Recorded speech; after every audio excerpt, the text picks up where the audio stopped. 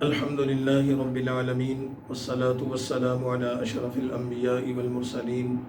وعلى آله وأصحابه ومن تبعهم بإحسان إلى يوم الدين أما بعد فأعوذ بالله من الشيطان الرجيم بسم الله الرحمن الرحيم ياسين والقرآن الحكيم إنك لمن المرسلين على صراط مستقيم صدق الله العظيم۔ سورہ یاسین قرآن کریم کی 36 نمبر صورت ہے اور نزولی اعتبار سے اس کا نمبر 41 ہے۔ 83 آیات اور 5 رکوع پر مشتمل یہ صورت بھی مکی ہے اور اس کا نام یاسین رسول اللہ صلی اللہ علیہ وسلم کے صفاتی نام کی وجہ سے ہے کہ اس صورت کے آغاز میں اللہ تعالیٰ نے نبی کریم صلی اللہ علیہ وسلم کو یاسین کے لقب سے، یاسین کے اسم گرامی سے مخاطب فرمایا، جیسے آپ صلی اللہ علیہ وسلم کو طٰہٰ کے لقب سے خطاب فرمایا۔ تو اس مناسبت سے اس صورت کا نام سورہ یاسین ہے۔ عام طور پر ہمارے ہاں سورہ یاسین کی تلاوت کی جاتی ہے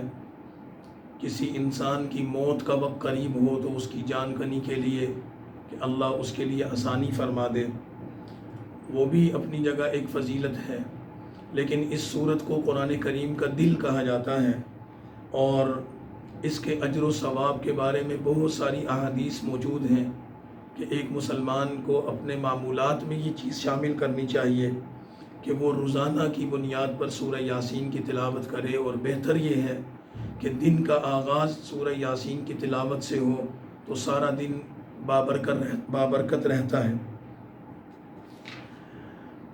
سورت کا آغاز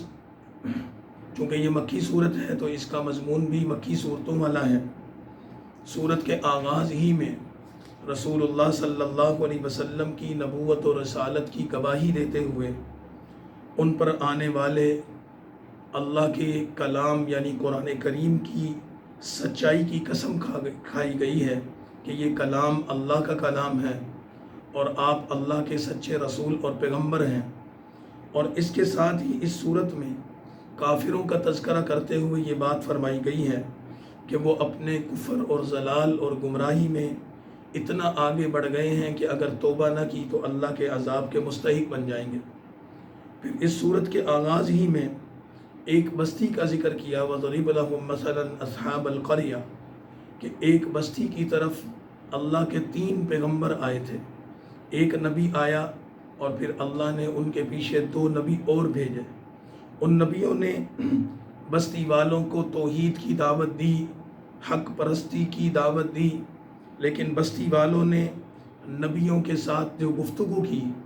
ان کے ساتھ مذاق کیا، ان کی توہین کی، حتیٰ کہ یہاں تک کہہ دیا کہ تم منحوس ہو اور تمہاری نحوست کی وجہ سے ہماری معیشت کو نقصان پہنچ رہا ہے، ہمارے روزگار کا مسئلہ پیدا ہو گیا ہے۔ تو اللہ کے نبیوں نے ان کو یہ کہا کہ منحوس ہم نہیں، تمہارے اعمال ہیں۔ اور اس کلام کے ساتھ ہی پھر سورہ یاسین کے اس نبیوں کے قصے میں یہ بات بھی ذکر کی گئی کہ ان نبیوں کو قوم والوں نے جھٹلایا تو اسی قوم کے ایک فرد نے ان نبیوں کی تصدیق کی اور قوم والوں کو یہ کہا کہ تم غلط ہو اور یہ نبی اللہ کے سچے داعی اور اس کے پیغمبر اور رسول ہیں۔ تو اس شخص نے جس کے بارے میں قرآن کہتا ہے، جس کا نام نہیں ذکر کیا، احادیث مبارک میں اس کا نام حبیب النجار ذکر کیا گیا ہے، تو جب اس نے اپنے ایمان کا اعلان کیا اور کہا کہ تم ان پر ایمان نہیں لاتے، میں ان نبیوں پر ایمان لاتا ہوں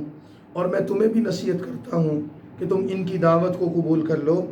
تو اس قوم نے اپنے قوم کے ایک فرد کو دین کی طرف بلانے کے جرم میں تشدد کر کے شہید کر ڈالا۔ اللہ تعالیٰ فرماتے ہیں کہ جب وہ بندہ اللہ تعالیٰ کے ہاں پہنچا، یعنی اس کی روح اللہ کے ہاں پہنچی اور اللہ تعالیٰ نے ان کو کہا قیل ادخل الجنہ، کہ تو جنت میں داخل ہو جا، تو اس نے جب اللہ کی جنت کو دیکھا، اس کی نعمتوں کا مشاہدہ کیا تو کہنے لگا یا لیت قومی یعلمون، کہ کاش میری قوم جان لیتی وہ کتنے بڑے خسارے میں ہیں اور میں کتنے بڑے فائدے میں پہنچ گیا ہوں۔ اور پھر اس نے اللہ تعالیٰ سے اپنی قوم کا شکوہ بھی کیا اور ان کے لیے دعا بھی کی۔ حضرت ابن عباس رضی اللہ تعالیٰ عنہ کی روایت ہے، وہ فرماتے ہیں کہ وہ مومن شخص جو دنیا کی زندگی میں بھی اپنی قوم کا خیرخواہ اور ناصح رہا اور مرنے کے بعد بھی اللہ کی جنت میں جاتے ہوئے اپنی قوم کے لیے دعا کرتا رہا، اللہ تعالیٰ اس بندے کے ذکر کرنے کے بعد نافرمان لوگوں پر اظہار افسوس کرتے ہوئے فرماتے ہیں کہ دنیا میں قوموں کی یہ ریت بن گئی کہ انہوں نے اللہ کے نبیوں کا انکار کیا، اس کا مذاق اڑایا، اور پھر اس کے ساتھ ہی اللہ تعالیٰ کی قدرت کے تکوینی دلائل کو ذکر کرتے ہوئے یہ فرمایا کہ لوگ اللہ کی توحید کا انکار کرتے ہیں، حالانکہ مردہ زمین کو بارش کے ذریعے اللہ زندہ کرتا ہے، دن اور رات، چاند اور سورج، کشتیوں اور دریاؤں اور سمندروں پر چلنے والی کشتیوں کے نظام کو اللہ چلاتا ہے، اور یہ ساری حقیقت کا اعلان کرتے ہوئے بتایا کہ اس کے باوجود انسان اللہ کو نہ مانے، اس سے بڑا ظلم کیا ہو سکتا ہے۔ پھر اس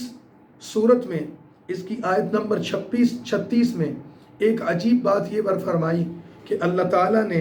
اس پوری کائنات میں جتنی چیزیں پیدا فرمائی ہیں ان تمام چیزوں کو اللہ تعالیٰ نے جوڑا جوڑا بنایا ہے، یعنی ہر چیز میں اللہ تعالیٰ نے نر اور مادہ بنایا ہے۔ اللہ تعالیٰ نے اس اعلان کو قرآن کریم میں ذکر فرمایا تو یہ دنیا کے لیے ایک نئی بات تھی، ورنہ انسان پہلے یہ سمجھتے تھے کہ انسان میں مرد اور عورت ہوتے ہیں اور جانوروں میں نر اور مادہ ہوتا ہے، مثلا بکرا ہے اور بکری ہے، گائے ہے تو اس کا مادہ بیل ہے، اس کا نر بیل ہے، اونٹ ہے تو اس کی مادہ اونٹنی ہے، شیر ہے تو اس کی مادہ شیرنی ہے، تو صرف یہاں پہ مادہ جوڑے ہوتے ہیں۔ لیکن اللہ تعالیٰ فرماتے ہیں کہ نہیں، کائنات کی ہر چیز میں جوڑا ہے، ہر چیز میں نر اور مادہ کا تصور موجود ہے۔ اللہ کے اس فرمان کو آج کی دنیا میں سائنس کی ایجادات نے اور علمی تحقیقات نے یہ ثابت کر دیا کہ دنیا میں نباتات ہیں، جمادات ہیں، حتیٰ کہ درخت اور پودے اور حتیٰ کہ پہاڑوں کے پتھروں تک میں نر اور مادہ کی صفات پائی جاتی ہیں، اور صدیوں پہلے جس علمی چیز کو اللہ کے قرآن نے ذکر کر دیا تھا، آج صدیوں بعد انسان اپنی تحقیقات سے اس کو حل کر رہا ہے، تو یہ قرآن کے علمی معجزہ ہونے کی علامت ہے۔ اس کے ساتھ ہی پھر اس صورت میں سور پھونکے جانے کا تذکرہ ہے۔ 3 مرتبہ سور پھونکا جائے گا۔ پہلا سور پھونکا جائے گا تو پوری کائنات پر ایک زلزلہ طاری ہو جائے گا۔ دوسرا سور پھونکا جائے گا تو اس پوری کائنات کی ہر چیز کو موت آ جائے گی، اور پھر تیسری مرتبہ سور پھونکا جائے گا تو ساری کائنات کی مخلوقات، کیا انسان، کیا جن، کیا فرشتے، کیا جانور اور حیوانات اپنی قبروں سے نکل کر زندہ ہو جائیں گے۔ یہ قیامت کے مناظر کو ذکر کیا گیا، اور پھر اس صورت کے اختتام پر مومنین اور متقین کے بارے میں فرمایا گیا، ان پر کچھ ظلم نہیں ہوگا، جنت کی نعمتیں ہوں گی، اللہ کا سلام ان تک پہنچے گا۔ اور مجرم لوگوں کے بارے میں بتایا گیا کہ مجرم لوگ اللہ کے سامنے صف در صف ایک قطار کی شکل میں کھڑے ہو کر اپنے بدترین انجام کو دیکھ رہے ہوں گے، اور یہاں تک فرمایا کہ پھر کیا ہوگا کہ اليوم نختم علی افواہہم وتکلمنا ایدیہم، کہ آج قیامت کے دن جب وہ اپنے جرموں کے اقرار میں ہچکچاہٹ محسوس کریں گے تو اللہ ان کی زبان کو بند کر دیں گے، ان کے ہاتھ، ان کے پاؤں، ان کے جسم کے مختلف اعضاء ان کے خلاف گواہی دیں گے۔ اللہ ہر چیز کو زبان دے گا اور یہ بولیں گے کہ اس بندے نے اللہ کے دیے ہوئے اعضاء کو ایسے ایسے گناہوں میں استعمال کیا تھا۔ اور پھر اس صورت کا اختتام پر موت کے بعد پیش آنے والے حالات کو ذکر کرتے ہوئے ان آیات پر اس صورت کو مکمل کر دیا گیا کہ جس ذات نے آسمانوں اور زمین کو پیدا کیا ہے وہ اس پر قادر ہے کہ ان جیسے ہی دوبارہ پیدا کر دے، اور جو اللہ ایک انسان کو پیدا کر کے اس کو نظام زندگی دے سکتا ہے، وہ اللہ اس کو موت کے بعد دوبارہ بھی زندہ کر سکتا ہے۔ اگلی صورت سورہ صافات ہے، اس کا نمبر 37 ہے، اور ترتیب نزول میں یہ صورت 56ویں نمبر پر آتی ہے۔ یہ صورت 122 آیات اور 5 رکوعات پر مشتمل ہے، اور یہ بھی مکی صورت ہے، इस सूरत का मौजू भी आखरत का तज़करा है, कौमों के हालात हैं और अल्लाह की तौहीद का बयान है। सूरत का आगाज़ वस्साफ़ाति सफ़ा आयत नंबर 1 से अल्लाह ताला के फ़रिश्तों की सिफ़ात से किया गया है कि अल्लाह ताला के सामने सफ़ बांधने वाले, उनकी तारीफ़ की गई। या तो इससे मुराद वो फ़रिश्ते हैं जो अल्लाह के सामने सफ़ बांध कर खड़े हैं, या वो फ़रिश्ते हैं या वो इंसान जो मैदान जिहाद में अल्लाह के दीन के गलबे के लिए दुश्मनान इस्लाम के मुकाबले में सफ़ बंदी करके खड़े होते हैं, उनकी तारीफ़ ज़िक्र की गई। उस मुनासिबत से इस सूरत को साफ़ात कहा गया है। सूरत की इब्तिदा मलाइका के ज़िक्र, उनकी इबादत और उनकी तस्बीहात से होती है। और इसके साथ ही अल्लाह ताला फरमाते हैं कि आसमानों पर हमने फ़रिश्तों को रखा, उनकी रसाई दी, लेकिन जिन्नात को हमने आसमानों से दूर रखा। और जो जिन ज़मीन से आसमानों की तरफ जाने की कोशिश करते हैं, उनके लिए शहाब साकिब रखे हैं कि वो अंगारे, वो पत्थर जो आसमान से उनको मारे जाते हैं, उनका ज़िक्र कर दिया। और फिर फरमाया इस सूरत में कि जो लोग मौत के बाद ज़िंदा होने के मसले पर मजाक करते हैं कि जब हम हड्डियां हो जाएंगे और हमारी हड्डियां भी ज़मीन में चूरा बन जाएंगी, मट्टी में मट्टी और ख़ाक में ख़ाक हो जाएंगी, तो फिर हम दोबारा कैसे ज़िंदा हो सकते हैं। अल्लाह ताला फरमाते हैं कि ये काम उन्हें मुश्किल या नामुमकिन लगता है, लेकिन अल्लाह के लिए कोई मुश्किल नहीं है। अल्लाह के हुक्म से हज़रत इसराफील एक सूर फूंकेंगे, सारी कायनात के मुर्दे उठकर बैठ जाएंगे। और फिर जब ये सारे अल्लाह की बारगाह में खड़े होंगे और इनके सामने इनके आमाल की जज़ा, इनका अजाब आएगा, तो फिर मोमिनीन इनका मजाक उड़ाएंगे और अल्लाह ताला उनको उनके मजाक उड़ाने का अंजाम दोज़ख के अजाब की शक्ल में देंगे। फिर इस सूरत में जन्नतियों का आपस में मकालमा जिक्र किया गया है कि जन्नती लोग जब आपस में बैठेंगे, गपशप करेंगे, तो एक जन्नती अपने दूसरे हम नशीनों से कहेगा कि दुनिया में मेरा एक दोस्त हुआ करता था, बड़ा ताल्लुक़ था, वो आखरत का मुनकिर था, मैं उसको समझाता था मरने के बाद हम ज़िंदा होंगे। वो कहता था कि मरने के बाद हम कैसे ज़िंदा हो सकते हैं। वो अकल के पीछे लग गया, मेरी बात नहीं मानी, अल्लाह के नबी की बात नहीं मानी। अब वो मेरा दोस्त दोज़ख में है। और फिर ये शख्स अपने जन्नती साथियों को उस दोज़खी के बारे में बताते हुए उनको दिखाएगा भी और उसको ये कहेगा कि तू दुनिया में अगर मेरी बात मान लेता, आज इस अजाब में मुब्तला ना होता और फिर तू इस हलाकत और बर्बादी में ना पड़ता। और उसके साथ ही ये कहेगा कि अल्लाह की कसम, अगर दुनिया में मैं तेरी बातों में आकर मैं भी आखिरत का इनकार कर देता, आज मैं भी तेरी तरह इस अजाब में और अल्लाह की रहमत से दूर होता।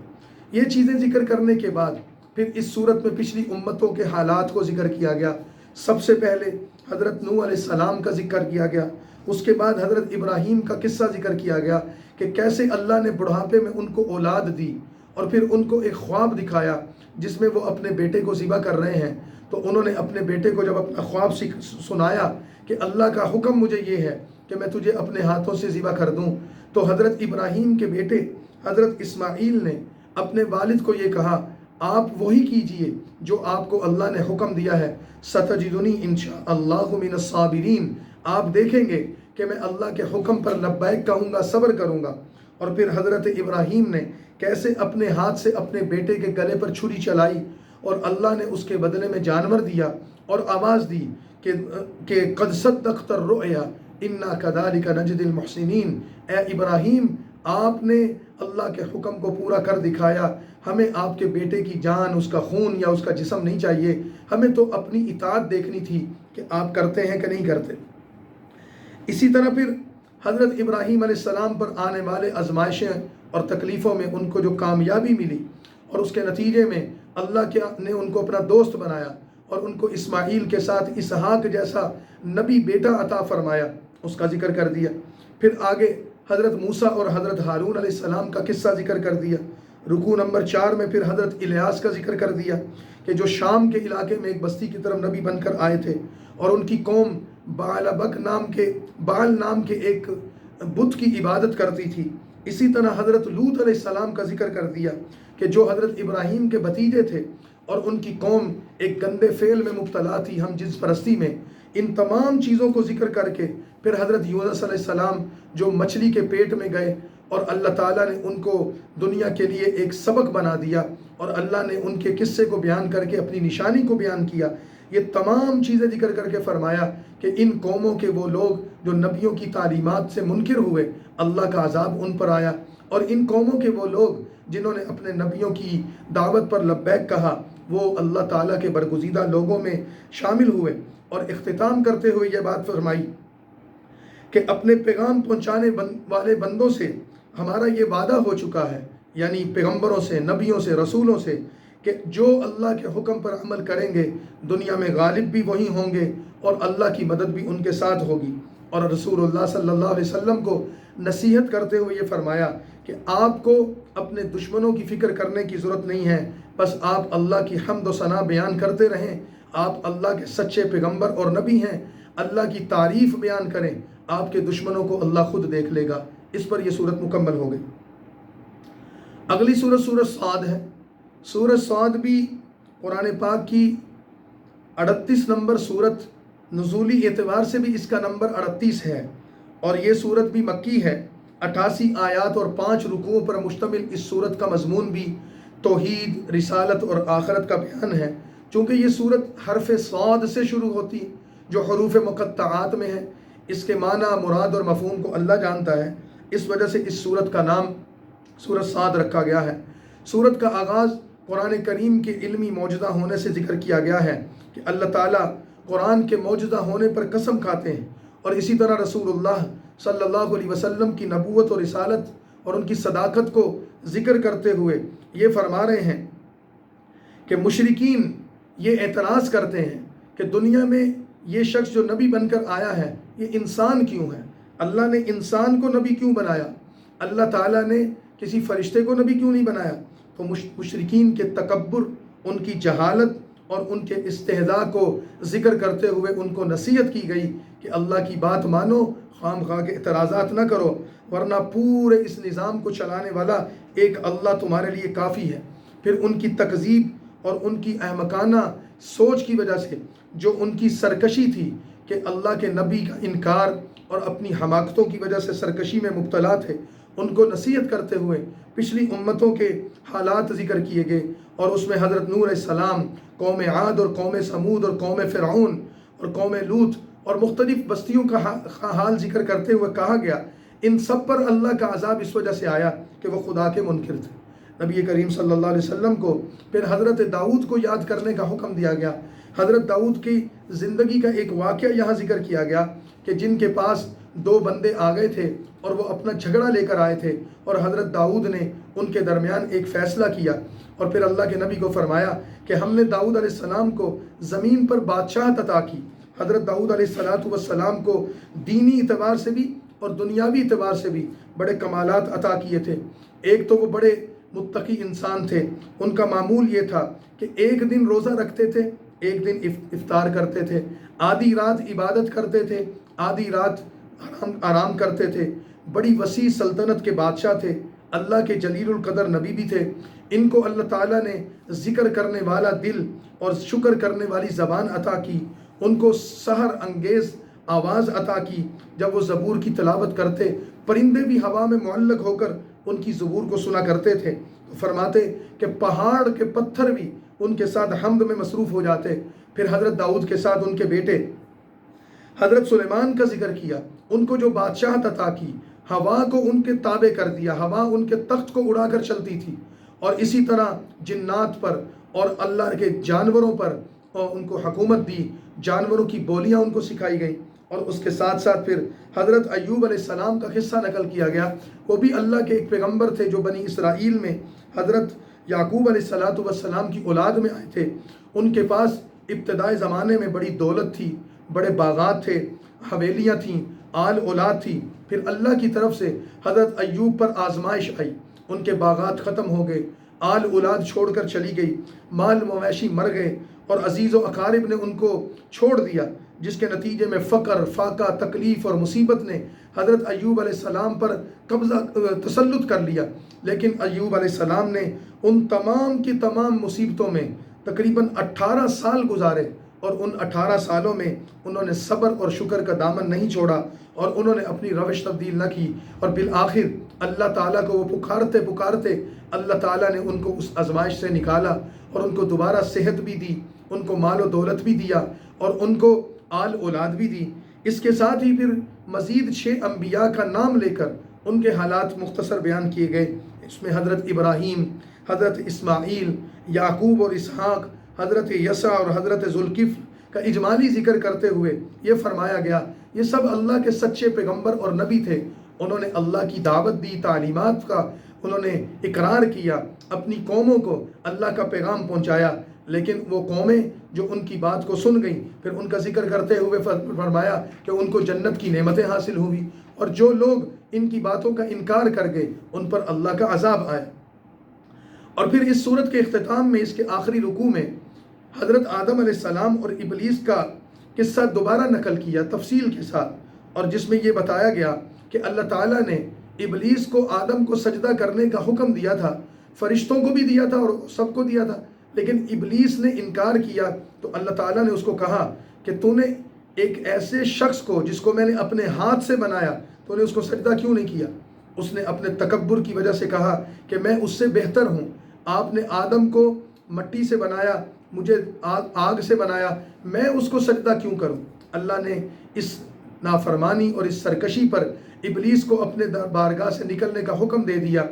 اس نے آدم کی حسد اور بغض میں اللہ سے مہلت طلب کی کہ میں آدم کی نسل کو بھڑکاتا رہوں گا، ورگلاتا رہوں گا، اور اللہ کی عزت کی قسم کھا کر کہا کہ جس ٹھکانے میں یعنی دوزخ میں تو مجھے ڈالے گا میں اس آدم کی نسل کو بھی پہنچاؤں گا۔ تو اللہ نے جواب میں فرمایا تو اپنی بات پر عمل کر اور میں اپنی بات پر عمل کرتا ہوں کہ جو توبہ کرے گا، استغفار کرے گا، میں اس کے گناہوں کو معاف کر کے اس کو جنت میں داخل کر دوں گا۔ اور اختتام کرتے ہوئے صورت میں رسول اللہ صلی اللہ علیہ وسلم کو دین کی دعوت، اس کا مقصد اور اس کی حقیقت سمجھاتے ہوئے بتا دیا کہ اے پیغمبر آپ ان کو کہہ دیجئے کہ میں تم سے اپنے اس دعوت کا صلہ نہیں مانگتا اور نہ ہی میں کوئی ظاہری بناوٹ کرنے والوں میں سے ہوں، یہ قرآن تو اللہ کی طرف سے مجھے دیا گیا ہے جو اہل علم کے لیے نصیحت ہے، اور اگر تم اس سے نصیحت حاصل کر لو تو تمہارا فائدہ ہے، اگر تم نے اس سے نصیحت حاصل نہ کی تو تم اپنے انجام کو خود دیکھ لو گے۔ اگلی صورت سورۃ الزمر ہے، 39 نمبر ہے اس کا قرآن پاک میں، اور ترتیب نزول میں اس کا نمبر 59 ہے، اور یہ صورت مکی ہے۔ اس صورت میں 75 آیات اور 8 رکوع ہیں، آدھے پارے کی تقریباً یہ صورت ہے۔ ایک حصہ اس کا 23ویں پارے میں ہے اور دوسرا حصہ اس کا 24ویں پارے میں ہے۔ اس صورت کو زمر اس وجہ سے کہا جاتا ہے کہ زمر کا معنی ہوتا ہے گروہ، جماعت۔ اس صورت کے آخری رکوع میں 2 گروہوں یا 2 جماعتوں کا ذکر کیا گیا ہے، ایک جہنم کا گروہ ہوگا اور ایک جنت کا گروہ ہوگا، اس مناسبت سے اس صورت کا نام زمر ہے۔ صورت کا موضوع اور محور عقیدہ توحید ہے، اللہ کی ذات، اس کی وحدانیت جو سارے دین کی بنیاد ہے۔ پھر صورت کی ابتدا رسول اللہ صلی اللہ علیہ وسلم کی ذات اور ان پر آنے والے قرآن کریم کی حقانیت اور اس کی صداقت سے کی گئی، اور یہ فرمایا تنزیل الکتاب من اللہ العزیز الحکیم انا انزلنا الیک الکتاب بالحق فاعبد اللہ مخلصا لہ الدین، کہ اللہ نے یہ قرآن اپنے پیغمبر پر نازل کیا ہے جو سچا قرآن ہے، سچی کتاب ہے، اللہ کی عطا ہے۔ اور اس کے ساتھ ہی پھر اللہ کی توحید کا ذکر کرتے ہوئے مسلمانوں کو حکم دیا گیا کہ رسول اللہ صلی اللہ علیہ وسلم کے واسطے سے گویا کہ تمام مسلمانوں کو یہ حکم دیا گیا کہ اللہ تعالیٰ کی عبادت میں خالص ہو جائیں، مخلص ہو کر اللہ کی عبادت کرے، اس میں ریا نہ ہو، اس میں ملاوٹ نہ ہو، اس میں شرک نہ ہو۔ اور پھر اللہ کی وحدانیت پر مختلف دلائل دیتے ہوئے ایک نقطہ یہ ذکر کیا گیا کہ غور کرو کہ انسان کو اللہ تعالیٰ نے ماں کے پیٹ میں بنایا اور اس کو 3 تاریکیوں میں رکھا۔ قرآن کا یہ علمی اعجاز ہے، جیسے کہ پچھلی صورت یاسین میں بھی بتایا تھا کہ قرآن ایسی ایسی باریکیاں بیان کرتا ہے کہ جس پر صدیاں گزر گئی، لوگ تحقیقات کر کے ان نتائج پر پہنچے، اور قیامت تک قرآن کے یہ نقطے کھلتے رہیں گے اور علمی اعجازات سامنے آتے رہیں گے۔ اب قرآن یہ کہتا ہے کہ انسان رحم مادر میں، شکم مادر میں جس جگہ پر پرورش پاتا ہے، جہاں اس کا وجود تخلیق ہوتا ہے، وہ 3 پردوں میں چھپا ہوا، اللہ نے اس کی وہاں حفاظت کا انتظام کیا۔ اب ان 3 پردوں کو قرآن کریم نے 3 تاریکیوں سے تعبیر کیا ہے۔ آج میڈیکل سائنس اس نتیجے پر پہنچی ہے کہ ماں کے پیٹ میں وہ بچہ جب پرورش پاتا ہے تو وہ 3 طرح کے اندھیروں یا 3 طرح کے پردوں کے اندر لپٹا ہوا ہوتا ہے۔ قرآن نے 1400 سال پہلے یہ اعلان فرمایا، آج مشینی دور میں لوگ اس تحقیقات تک پہنچ رہے ہیں، اور قیامت تک اسی طرح انسانوں کے سامنے قرآن کریم کے علمی اعجازات آتے رہیں گے۔ اسی طرح پھر اس صورت میں مشرکوں کی اور مومنوں کی مثال دی گئی۔ مشرک کی مثال یہ دی گئی ہے کہ ایک غلام ہو اور اس کے کئی آقا ہوں، اور وہ غلام کئی آقاؤں کا بیک وقت خدمتگار ہو۔ ایک بندہ نرم مزاج ہے، دوسرا سخت مزاج ہے، ایک اس کو اپنی طرف کھینچتا ہے، دوسرا اس کو اپنی طرف کھینچتا ہے، تو اس غلام کی زندگی کیسے گزرے گی؟ اس کی حالت کیا ہوگی؟ فرمایا کہ مشرک ایسے ہی ہیں کہ وہ کئی آقاؤں کی، کئی خداؤں کی عبادت کرتے ہیں اور کوئی سر منہ نہیں ہے ان کا، اور وہ ساری زندگی در در کی ٹھوکریں کھاتے رہتے ہیں۔ لیکن موحد اور مومن کی مثال یہ دی کہ ایک غلام ہو اور اس کا ایک ہی مالک ہو اور وہ اس کی خدمت کرے، اور مالک بھی اس پر مشفق اور مہربان ہو اور اس کے لیے اچھے اخلاق سے، حسن سلوک سے پیش آنے والا ہو، تو اس غلام کی زندگی کیسی اچھی گزرے گی؟ فرمایا کہ یہ غلام اللہ کا بندہ ہے اور اس کا مالک خدا وحدہ لا شریک کی ذات ہے۔ تو فرما دیا کہ یہ دونوں غلاموں میں سے اچھی زندگی گزارنے والا غلام دوسرا ہے جس کا ایک ہی مالک ہے، لہذا تم بھی مومن اور موحد بنو۔ اور پھر 24ویں پارے میں اس سورت کے بقیہ حصے میں انسانوں کے 2 فریق ذکر کر دی۔ ایک لوگ وہ ہیں جو اللہ کی ذات کے بارے میں جھوٹ بول کر قرآن و سنت کا انکار کر کے اور اس کی تکذیب کرتے ہیں، ان کا ٹھکانہ دوزخ ہے۔ دوسرے وہ لوگ ہیں جو نبیوں کی تعظیم کرتے اور ان کی اطاعت کرتے رہے، ان کی جزا اور ان کا بدلہ تو جنت ہے۔ اور پھر فرما دیا کہ اے لوگو، اللہ کی طرف آؤ، تم سے جتنے بھی گناہ ہو گئے یا تم سے جتنی بھی نافرمانیاں ہو گئیں، اگر تم اللہ کی رحمت کے دروازے پر آ جاؤ اور تم توبہ کر لو تو تمہیں نا امید نہیں ہونا چاہیے۔ یا عبادی الذین اسرفوا علی انفسہم، تم نے اپنے اوپر جتنا بھی ظلم اور زیادتی کی ہوگی، اگر تم اللہ کے سامنے توبہ اور استغفار کر لو تو رحمت کا، توبہ کا دروازہ کھلا ہے، اللہ تمہاری توبہ کو قبول کر لے گا۔ اور پھر ساتھ ہی بتایا قیامت کا انتظار نہ کرو، قیامت کے مناظر کو بیان کرتے ہوئے بتایا کہ مرنے کے بعد کسی کی توبہ قبول نہیں ہوگی۔ پھر اس سورت کا آخری حصہ قیامت کے مناظر کو بیان کرتے ہوئے اللہ پر جھوٹ بولنے والے، نبیوں کی تکذیب کرنے والے، دین کا مذاق اڑانے والوں کی سزاؤں کو بیان کرتے ہوئے ان دونوں گروہوں کو بیان کرتا ہے کہ ایک وہ ہوگا کہ جن کے لیے جہنم کے دروازے کھولے جائیں گے، اور دوسرے وہ ہوں گے جن کے لیے جنت کے دروازے کھولے جائیں گے۔ دوزخ کے دروازوں کو کھول کر ان کو کہا جائے گا ادخلوا ابواب جہنم خالدین فیہا، جاؤ اس جہنم میں داخل ہو جاؤ، تم ہمیشہ اس میں رہو گے، تم پر ذلت مسلط کر دی گئی ہے۔ اور جن کے لیے جنت کے دروازے کھولے جائیں گے ان کو کہا جائے گا سلام علیکم طبتم فادخلوها خالدین، تم پر سلامتی ہو، پاکیزہ لوگو آؤ، نیک لوگوں آؤ، اللہ تعالیٰ تمہارے لیے اپنی نعمتوں کے دروازے کھولتا ہے۔ اور پھر فرشتوں کا ذکر کیا جو اللہ کے عرش کا طواف کر رہے ہیں اور مومنین کے لیے دعا گو رہتے ہیں، اور ان کا کلمہ اللہ کی تعریف اور اس کی تسبیح ہے۔ اس پر سورہ زمر کو ختم کر دیا۔ اگلی سورت سورۃ المومن ہے۔ سورہ مومن کو سورہ غافر بھی کہتے ہیں۔ سورہ مومن قرآن کریم کی 40 نمبر سورت ہے اور نزولی ترتیب کے اعتبار سے اس کا نمبر 60 ہے۔ یہ سورت مکہ میں نازل ہوئی، 85 آیات اور 9 رکوع ہیں اس سورت میں۔ اس سورت کو سورہ غافر اور سورہ مومن دونوں ناموں سے پکارا جاتا ہے۔ سورہ مومن اس وجہ سے کہتے ہیں کہ اس سورت میں حضرت موسیٰ علیہ السلام کی قوم کے ایک فرد کا ذکر کیا گیا ہے جو فرعون کے خاندان یا قبیلے سے تعلق رکھتا تھا، لیکن وہ حضرت موسیٰ پر ایمان لے آیا تھا، اس وجہ سے اس کا ذکر کیا گیا۔ اور غافر اس کو کہتے ہیں کہ اس سورت میں ایک صفت اللہ کی ذکر کی گئی ہے، غافر الذنب، کہ اللہ گناہوں کو معاف کرنے والا، بخشش اور مغفرت کرنے والا، اس وجہ سے اس سورت کا نام غافر ہے۔ سورت کا موضوع حق اور باطل کے درمیان جو کشمکش جاری ہے اور اس کے نتیجے میں حق والوں کو جو حالات پیش آتے ہیں اور کافر لوگ شیطان کے راستے پر چلنے والے جو طرز عمل اختیار کرتے ہیں، اس سورت میں ان چیزوں کو بیان کیا گیا ہے۔ سورت کی ابتدا ہی میں حضور صلی اللہ علیہ وسلم کے دائمی معجزہ، علمی معجزہ، سب سے بڑے معجزہ قرآن کا ذکر کیا گیا، اور یہ فرمایا کہ یہ قرآن اللہ کا کلام ہے اور جو صدیاں گزرنے کے باوجود آج بھی زندہ ہے، اور اس میں ایک حرف کی، ایک نقطے اور حرکت کی بھی تبدیلی نہیں، اس کے علوم، اس کے معارف، اس کے مضامین، اس کے احکامات اور اس کے اندر جو اللہ نے نکات بیان کیے ہیں، وہ آج صدیاں گزرنے کے باوجود بھی انسانیت سے اپنا لوہا منوا رہے ہیں، اور یہ حضور کا دائمی معجزہ ہے جو قیامت تک رہے گا، اور اس کے یہی سچے ہونے کی دلیل ہے۔ اور پھر اللہ تعالیٰ کی صفات کو ذکر کیا گیا، اور ایک ہی آیت میں اللہ تعالیٰ کی 4 صفات کو ذکر کرتے ہوئے یہ بات فرمائی گئی کہ اللہ گناہوں کو معاف کرنے والا بھی ہے، توبہ قبول کرنے والا بھی ہے، گناہوں پر سخت سزا دینے والا بھی ہے، اور اپنے بندوں پر فضل و احسان کرنے والا بھی ہے۔ اسی طرح اس سورت کے شروع میں اللہ تعالیٰ نے فرشتوں کی دعا کا ذکر کیا کہ وہ فرشتے جو حاملین العرش ہیں، جو عرش کو اٹھائے ہوئے ہیں، اللہ تعالیٰ کے سامنے وہ تسبیح بیان کرتے ہیں، اور اس کے ساتھ وہ فرماتے ہیں کہ یا اللہ، تیرے وہ مومن بندے جو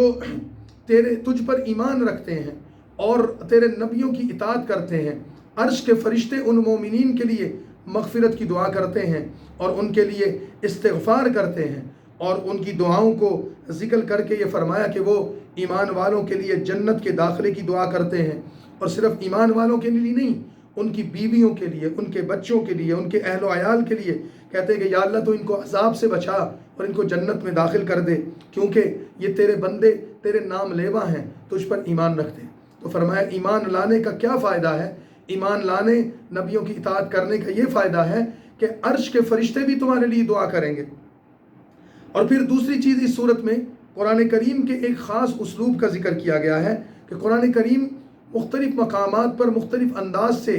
اپنے علوم و معارف کو بیان کرتا ہے۔ کبھی قرآن ترغیب دیتا ہے، یہ کرو یہ کرو، شوق دلاتا ہے، اور اس سے انسان میں جنت کی طلب پیدا ہوتی ہے، اللہ سے محبت، اس کے رسولوں سے محبت پیدا ہوتی ہے۔ اور کبھی قرآن ترغیب دیتا ہے، ڈراتا ہے، اس سے اللہ کا خوف پیدا ہوتا ہے، دوزخ اور جہنم کا خوف انسان پر پیدا ہوتا ہے۔ اس صورت میں یہ اسلوب بھی اختیار کیا گیا۔ پھر کفار اور فجار نے کافروں کا اور گناہگار لوگوں کا حال بیان کرتے ہوئے یہ بات بتائی گئی ہے کہ جب ان کو ان کی بدعمالی کی وجہ سے دوزخ میں داخل کیا جائے گا تو وہ دوزخ کے عذاب کو دیکھیں گے تو اس عذاب میں مبتلا ہو کر اپنے آپ سے نفرت کرنے لگیں گے، اور اس کے نتیجے میں وہ اللہ سے درخواست کریں گے کہ اس عذاب کو ہم سے ختم کر دے، ہمیں دنیا میں واپس بھیج دے، ہم نیک اعمال کریں گے، تیری اطاعت کریں گے۔ لیکن اللہ تعالیٰ فرماتے ہیں کہ اللہ ان کی درخواست کو رد کر دے گا، جہنم کے دروغے، وہ جہنم کے فرشتے ان پر مسلط کیے جائیں گے، وہ بھی ان سے نفرت کریں گے، ان کو عذاب دیں گے، اور آئے دن ان کے عذاب میں اضافہ ہوتا رہے گا، اور وہ کہیں گے تم اپنے تکبر، اپنی سرکشی اور اپنی فرعونیت کی وجہ سے دنیا میں جو کرتے رہے، آج تم اس عذاب کے مستحق بن چکے ہو۔ پھر قیامت کا ذکر کیا کہ قیامت کا دن ظلم کا دن نہیں ہے، قیامت کا دن عدل و انصاف کا دن ہے، قیامت کا دن تو بندوں کے درمیان عدل و انصاف کا دن ہے۔ ظالم اور سرکشی کے مشہور کردار، مثال کے طور پر جیسے فرعون ہے، اس نے جو ظلم کیا، حضرت موسیٰ کا مقابلہ کیا، پھر اس کا ذکر کرتے ہوئے رکوع نمبر 4 میں آیت نمبر 28 میں اس مرد مومن کا ذکر کیا کہ جب فرعونیوں نے حضرت موسیٰ علیہ السلام کے قتل کا منصوبہ بنایا تو فرعون کے دربار ہی میں سے ایک شخص جس نے اپنے ایمان کو چھپا رکھا تھا، اس نے کھڑے ہو کر ایک تقریر کی، قرآن نے اس کا نام نہیں لیا لیکن اس کی تقریر ذکر کی، وقال رجل مؤمن من آل فرعون یکتم ایمانہ، کہ ایمان اس نے اپنا چھپا رکھا تھا، فرعون کے خاندان کا ایک فرد تھا، اس نے کہا اتقتلون رجلا، تم موسیٰ کو اس وجہ سے قتل کرنا چاہتے ہو، ان یقول ربی اللہ، کہ وہ کہتا ہے کہ میرا خدا اللہ ہے۔ اور پھر اس نے حضرت موسیٰ کی تعریف، اللہ کی توحید کے دلائل بیان کیے، اور فرعون اور اس کے ساتھیوں کو کہا کہ تمہارا طرز عمل غلط ہے۔ لیکن اس مرد مومن کی بات کو سننے کی بجائے فرعون نے دیکھا کہ لوگ اس کی باتوں سے متاثر ہو رہے ہیں تو دو ٹوک فیصلہ کر دیا کہ میں کسی بھی صورت میں فرعون کو نہیں چھوڑوں گا اور موسیٰ کو نہیں چھوڑوں گا، اور میں اس کو قتل کر کے دم لوں گا۔ تو پھر اللہ تعالیٰ فرماتے ہیں کہ اس مرد مومن کی نصیحت بھی فرعون پر اثر نہیں کی، حضرت موسیٰ کی دعوت بھی اس نے قبول نہیں کی، وہ اپنے تکبر میں، اپنے فخر میں اور اپنے استہزاء میں اتنا آگے بڑھ گیا کہ بالآخر اس نے اپنے وزیر کو بلا کر کہا کہ اے حامان، آ کر ایک بڑا محل تعمیر کر، جس کی چھت پر کھڑے ہو کر میں دیکھوں تو صحیح آسمان میں کہ موسیٰ کا خدا کہاں ہے۔ اللہ نے فرمایا کہ فرعون کی اس ساری کی ساری کارروائی کے نتیجے میں اس پر اللہ کا عذاب آیا، اور اس کو اللہ نے قیامت تک کے لیے اس عذاب میں مبتلا کر کے عبرت کا نشانہ بنا دیا۔ پھر اللہ تعالیٰ کی چند نعمتوں کا ذکر کیا۔ مثال کے طور پر اس کائنات پر غور کرو، اللہ نے زمین بنائی، اس زمین کو اللہ نے درختوں سے، پہاڑوں سے، باغات سے، پانی کے چشموں سے سجایا، پھول، سبزیاں اور پھل پیدا کیے، اور پھر اللہ تعالیٰ فرماتے ہیں یہ تو تمہاری کائنات کا وہ حصہ ہے جو تمہارے وجود سے باہر ہے، تم اپنی کائنات پر، اپنے وجود پر بھی غور کرو۔ اللہ تعالیٰ نے تمہیں کیسے پیدا کیا؟ تمہیں پیدا کیا اللہ تعالیٰ نے مٹی سے، تمہارا نطفہ بنایا، اس نطفے سے علقہ بنایا، مضغہ بنایا، اور پھر تمہیں کرتے کرتے اللہ نے زمین پر پیدا کر دیا۔ اس کے بعد تمہیں اللہ جوانی دیتا ہے، ثم لتکونوا شیوخا، اور پھر ایک وقت آتا ہے کہ اللہ تعالیٰ تمہیں بڑھاپے میں لے جاتا ہے۔ تم جوانی سے بڑھاپے میں جاتے ہو تو یہ تمہارے وجود کا بننا، پرورش پانا، جوان ہونا، پھر بڑھاپے میں اترنا، اور پھر موت کی وادی میں چلے جانا، یہ سارا کا سارا نظام، پھر تمہارا بولنا، تمہارا سننا، تمہارا دیکھنا، اور تمہارا سوچنا اور سمجھنا، اور پورے جسم کے تمہارے اعضاء، تمہاری ہڈیاں، تمہاری رگیں، تمہارے وجود کے اندر کام کرنے والی چیزیں، یہ ساری کی ساری چیزیں، اس پورے نظام کو کون چلا رہا ہے، کون کنٹرول کر رہا ہے، اور کس نے یہ صلاحیتیں پیدا کی ہیں، اور پھر تمہیں موت کون دیتا ہے؟ سب کچھ کرنے والا اللہ ہے۔ تو وہ اللہ وہی ہے جس نے یہ پورا نظام چلایا، تو ان تمام مراحل سے تمہیں گزارا، تو اس اللہ کے لیے کوئی مشکل نہیں ہے کہ تمہیں دوبارہ زندہ کر دے گا۔ اتنی حقیقتیں بیان کرنے کے باوجود کوئی اللہ تعالیٰ کی توحید کا اقرار نہ کرے، اور اتنی حقیقتوں کو جاننے کے باوجود کوئی اللہ تعالیٰ کی ذات پر ایمان نہ لائے، تو پھر اس صورت کے اختتام پر پچھلی قوموں کے حالات کا ذکر کرتے ہوئے فرما دیا کہ وہ اپنے اسی تکبر اور اپنے اس گناہ کی وجہ سے اللہ کے عذاب کے مستحق بنے۔ اے نبی صلی اللہ علیہ وسلم، آپ بھی صبر کریں، آپ کے جھٹلانے والوں کو بھی زمین پر رہنے کی جگہ نہیں ملے گی، اللہ کے عذاب سے یہ نہیں بچ سکیں گے، اور جب موت ان کے سامنے آئے گی، موت کا فرشتہ ان کے سامنے آئے گا، تو یہ اپنی آنکھوں سے اپنے انجام کو دیکھ لیں گے، اپنی موت کو دیکھ کر پھر یہ اللہ پر ایمان لانا چاہیں گے، جیسے کہ فرعون نے غرق ہوتے ہوئے کہا تھا آمنت برب موسیٰ و ہارون۔ تو پھر موت کے وقت کا ایمان قبول نہیں ہوگا، مرنے کے بعد کی توبہ قبول نہیں ہوگی۔ دنیا میں تمہارے پاس موقع ہے، کر لو، ورنہ پھر تم اللہ تعالیٰ کی پکڑ میں آؤ گے، پھر وہاں نہ معافی ہوگی، نہ تمہاری توبہ ہوگی، اور نہ تمہیں دنیا میں دوبارہ کوئی مہلت ملے گی۔ سورہ مومن سے اگلی صورت جو 24ویں پارے کی آخری صورت ہے، وہ سورہ حامیم سجدہ ہے، اور اس کو سورہ فصلت بھی کہتے ہیں۔ یہ صورت قرآن کریم میں 41ویں نمبر پر آئی ہے، اور نزولی اعتبار سے اس صورت کا نمبر 61 ہے۔ 54 آیات اور 6 رکوع پر مشتمل یہ صورت مکہ میں نازل ہوئی۔ اس صورت کی آیت نمبر 3 میں کتاب فصلت آیاتہ، چونکہ یہ لفظ آیا ہے اس مناسبت سے اس کو سورہ فصلت بھی کہتے ہیں، اور یہ حوامیم کی صورتوں میں سے ایک صورت ہے، چونکہ اس میں سجدہ ہے، اس وجہ سے اس کو سورہ حامیم سجدہ بھی کہتے ہیں، چونکہ سجدہ تلاوت آیا ہے اس مناسبت سے۔ تو اس صورت کا آغاز حامیم سے ہو رہا ہے۔ حامیم بھی حروف مقطعات ہیں، اور یہاں سے حوامیم کی وہ 7 صورتوں کا آغاز ہو رہا ہے کہ جو قرآن کریم میں ایک ترتیب کے ساتھ آئی ہیں۔ وہ 7 حوامیم، جن کو حوامیم 7 کہتے ہیں، جن کی تعداد 7 ہے، ان صورتوں میں اللہ تعالیٰ کی قدرت کی نشانیاں، اللہ تعالیٰ کی قدرت کے دلائل، اس کی توحید کا تذکرہ، اس کے نبیوں کا ذکر، پچھلی قوموں کے حالات، اور اس کے ساتھ ساتھ قرآن کریم کے سچا ہونے کی دلیلیں،